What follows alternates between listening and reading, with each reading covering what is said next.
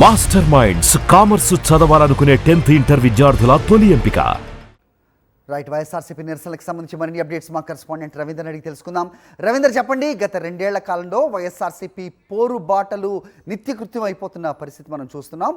So ప్రభుత్వం చేస్తున్న ఈ చర్యలకు వైఎస్ఆర్సీపీ వాళ్ళ శాంతియుత నిరసనలు మళ్ళీ చేపట్టిన నేపథ్యం ఏం జరుగుతోంది, ఏంటి కార్యాచరణ, ఏంటి మీ దగ్గర ఇన్పుట్స్? అరే, ప్రజాపక్షంగా ఉన్నటువంటి వైఎస్ఆర్ కాంగ్రెస్ పార్టీ ఇప్పుడు రాష్ట్ర వ్యాప్తంగా ప్రజలకు సంబంధించి ఏ చిన్న సమస్య వచ్చినా సరే పెద్ద ఎత్తున ఆందోళన కార్యక్రమాలకు శ్రీకారం చుడుతుంది. అదేవిధంగా పోరాటాలు కూడా చేస్తూ ఉంది. ఈ నేపథ్యంలోనే ఈరోజు కూడా రాష్ట్ర ప్రభుత్వం నుంచి భారీగా పెంచినటువంటి పెట్రోల్ డీజిల్ ధరలను తగ్గించాలనేటువంటి డిమాండ్తో రాష్ట్ర వ్యాప్తంగా అన్ని అసెంబ్లీ నియోజకవర్గాల్లో కూడా పోరుబాటు అయితే చేయబోతుంది. అందులో భాగంగా శాంతియుత నిరసన కార్యక్రమాలను నిర్వహించబోతుంది. ఇప్పటికే రాష్ట్రంలోని అన్ని అసెంబ్లీ నియోజకవర్గాల్లో ఉన్నటువంటి వైఎస్ఆర్ కాంగ్రెస్ పార్టీ కార్యాలయాల దగ్గరికి పార్టీ అభిమానులు కార్యకర్తలు కూడా చేరుకున్నారు. మరి కొద్దిసేపట్లోనే ఈ కార్యక్రమం కూడా ప్రారంభం కాబోతుంది. ఈ నిరసన ప్రదర్శన చేసిన తర్వాత ఉన్నటువంటి అధికారులకు వినతి పత్రాలను కూడా వైఎస్ఆర్ కాంగ్రెస్ పార్టీ నేతలు సమర్పించబోతున్నారు. ఎందుకంటే ఇప్పటివరకు ఇతర రాష్ట్రాల్లో ఎక్కడ కూడా లేని విధంగా ఆంధ్రప్రదేశ్లో మాత్రమే పెట్రోల్ డీజిల్ ధరలు భారీగా పెరిగిపోయాయి.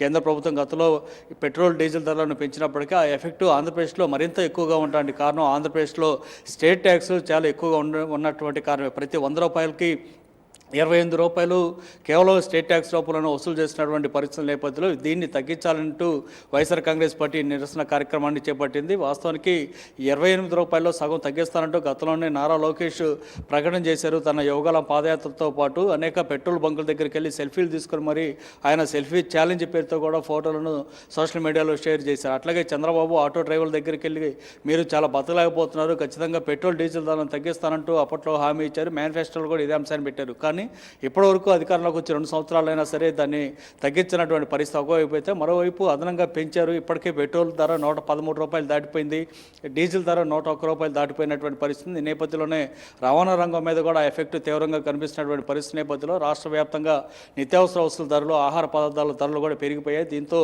పేద మధ్యతరగతి ప్రజలు తీవ్రంగా ఇబ్బందులు పడుతున్నటువంటి పరిస్థితి ఉంది. ఈ నేపథ్యంలోనే వైఎస్ఆర్ కాంగ్రెస్ పార్టీ ఒక ప్రతిపక్షంగానే కాదు ప్రజాపక్షంగా కూడా పెద్ద ఎత్తున ప్రజా పోరాటాలకు తెరదీసింది. అందులో భాగంగానే మరికొద్దిసేపట్లోనే రాష్ట్ర వ్యాప్తంగా ఈ పెంచిన ధరలను తగ్గించాలనేటువంటి డిమాండ్ తోటి నిరసన కార్యక్రమాలను కూడా చేపట్టింది. హరి, రైట్, ధరల పెరుగుదలపై వైఎస్ఆర్సీపీ నిరసనలు వ్యక్తం చేస్తోంది. రాష్ట్ర వ్యాప్తంగా కూడా శాంతియుత ఆందోళనలు చేస్తున్న పరిస్థితి చూస్తున్నాం. మాజీ మంత్రి వెల్లంపల్లి శ్రీనివాస్ ఆధ్వర్యంలో విజయవాడలోని ధర్నా దృశ్యాలు మనం చూస్తున్నాం, విజువల్స్ కనిపిస్తున్నాయి. ప్రజల నెత్తిన భారం మోపుతున్న సర్కార్ తీరును ఎండగడుతూ వైఎస్ఆర్సీపీ ఇవాళ పోరుబాటకు పిలిపించింది. శాంతియుతంగా తమ ఆందోళనను ప్రభుత్వానికి కనిపించేలా ఇవాళ పోరుబాట పట్టిన సిచ్యువేషన్ ప్రస్తుతం మనకి విజువల్స్లో కనిపిస్తున్నాయి. విజయవాడ నుంచి వస్తున్న దృశ్యాలు అవి. మాజీ మంత్రి వెల్లంపల్లి ఆధ్వర్యంలో ఆటోని తాళ్లతో కట్టి లాగుతూ వినూత్నంగా నిరసన తెలుపుతున్నారు.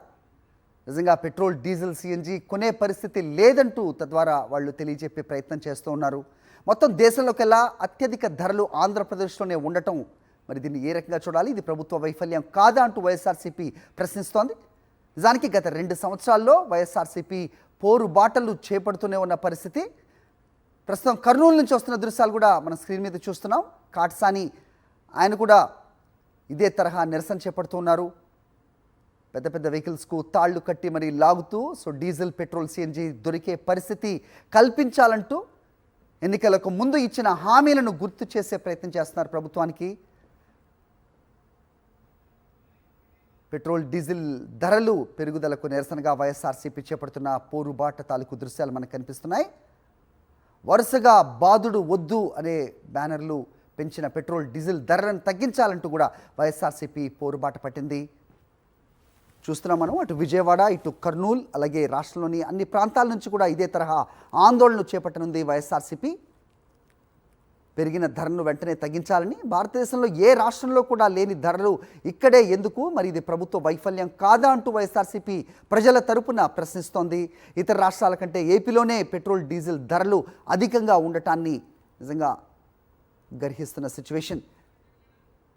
పెట్రోల్, డీజిల్పై చంద్రబాబు, లోకేష్ మాట తప్పి మరోసారి ప్రజలను మోసం చేశారంటూ వైఎస్ఆర్సీపీ ప్రజల్లోకి తీసుకెళ్తున్న దృశ్యాలు. ఒక్కసారి విజయవాడలో మా కరెస్పాండెంట్ సతీష్ అక్కడే ఉన్నారు, మాట్లాడదాం.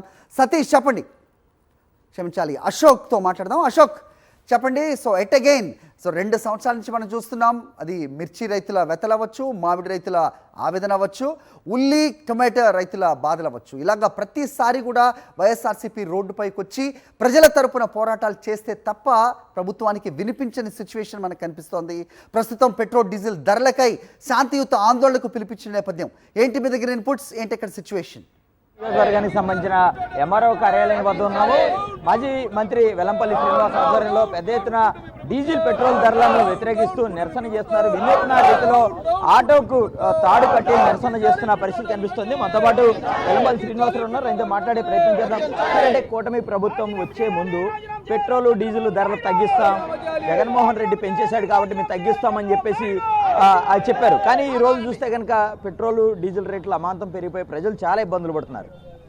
ఈరోజు పెట్రోల్ డీజిల్ చూసుకుంటే కనుక మన భారతదేశంలోనే ఆంధ్ర రాష్ట్రం నెంబర్ 1గా ఉంది. 113 రూపాయలేమో పెట్రోలు, 101 రూపాయి 24 పైసలు డీజిల్ ధర ఈరోజు ఆంధ్ర రాష్ట్రంలో ఉందంటే ఎక్కడ కూడా భారతదేశంలో ఎక్కడ కూడా ఈ రేటు లేదు. మన పక్క రాష్ట్రాలు తెలంగాణ కానీ, కేరళ కానీ, కర్ణాటక కానీ ఎక్కడ చూసినా కానీ, ఇంకా ఢిల్లీలో అయితే కనుక మరీ దారుణంగా దాదాపు 97 రూపాయలు పెట్రోల్ ఉంది ఈరోజు. కానీ మనకు 113 రూపాయలు అంటే ఎంత దారుణంగా ఉంది. ఇదే దీని మీద పాదయాత్ర చేస్తున్న నారా లోకేష్ ఏం చెప్పాడు? ఆ రోజు 100 రూపాయల పెట్రోల్ ధరలో 28 రూపాయలు ట్యాక్స్ కడుతున్నారు, నేను రాగానే 10 ట్యాక్స్లో సగం తగ్గిస్తా అన్నాడు. అంటే 100 రూపాయల నుంచి 28 రూపాయలు సగం చేసి 14 రూపాయలు, 86 రూపాయలు లీటర్ పెట్రోల్ ఇవ్వాల్సింది పోయి 113 రూపాయలు పెట్రోల్ ఇస్తున్నాడంటే పవన్ కళ్యాణ్ కానీ, చంద్రబాబు కానీ, నారా లోకేష్ దీనికి సమాధానం చెప్పాలి. చంద్రబాబు గతంలో ఏం చెప్పాడు? అసమర్థ పాలన వల్లే పెట్రోల్ రేట్లు పెరిగినాయి, ట్యాక్సులు అడ్డగోలుగా వేసేశారని చెప్పిన చంద్రబాబు నాయుడు మరి ఈరోజు ఏం మాట్లాడకుండా 113 రూపాయలను 101 రూపాయలు డీజిల్ వేశారంటే సిగ్గుసర ఉండాలి కదా. ఎన్నికల ముందేమో ఇష్టం వచ్చినట్టు పెట్రోల్ డీజిల్ రేట్లు పెరిగితే కనుక నిత్యావసర వస్తువులన్నీ పెరిగిపోతున్నాయి, రేట్లన్నీ కూడా. కనీసం ఈ అసమర్థ ప్రభుత్వం వల్ల అని చెప్పిన ఆ రోజు జగన్మోహన్ రెడ్డి గారి ప్రభుత్వాన్ని, మా ప్రభుత్వాన్ని ఆ రోజు ఎంత దారుణంగా మాట్లాడాడంటే అవన్నీ కూడా పక్కన పెట్టేసి ఎన్నికల ముందు ఇదే మేనిఫెస్టోలో కూడా చూపెట్టాడు. ఏది? పెట్రోల్ డీజిల్ నియంత్రణ చేస్తా అని చెప్పని. ఎందుకు నియంత్రణ చేయట్లేదు అంటే ఎన్నికల ముందు ఓట్ల కోసం మీరు మోసాలు చేశారు ప్రజల్ని. ఈరోజు ఎన్నికలు అయిపోయిన తర్వాత మళ్ళీ మీరు ధనార్జన కోసం అని చెప్పని పెట్రోల్ డీజిల్ ద్వారా డబ్బులు దోచుకుందామని చెప్పని సంపద సృష్టి అంటే ప్రజలు జేబులో డబ్బులు గొల్ల చేయడం మన సంపద సృష్టి అంటే ఇదేనా? పెట్రోల్ రేట్లు, డీజిల్ రేట్లు, గ్యాస్ రేట్లు. గతంలో రాజశేఖర రెడ్డి గారు ముఖ్యమంత్రిగా ఉన్నప్పుడు కేంద్ర ప్రభుత్వం గ్యాస్కు రేటు పెంచితే ఆ రోజు సబ్సిడీ ఇచ్చి అందరికీ కూడా గ్యాస్ తక్కువ ధరకు ఇచ్చిన ముఖ్యమంత్రి రాజశేఖర రెడ్డి గారు. అటువంటి ముఖ్యమంత్రి మనకి పరిపాలన చేస్తే ఇటువంటి దుర్మార్గులు చంద్రబాబు నాయుడు కానీ పవన్ కళ్యాణ్ కానీ, నారా లోకేష్ కానీ వీళ్ళు ఎన్నికల ముందు మాత్రమే ప్రజలు కనబడతారు. ఎన్నికల తర్వాత బడాబాబులు, వాళ్ళ బినామీలు ఇవన్నీ కూడా మళ్ళీ నిన్న చెప్తున్నాడు అందరూ కూడా పొదుపు చేయాలి, అందరూ కూడా వెహికల్స్ ఆఫీస్ సైకిల్ తొక్కాలి అని చెప్పని.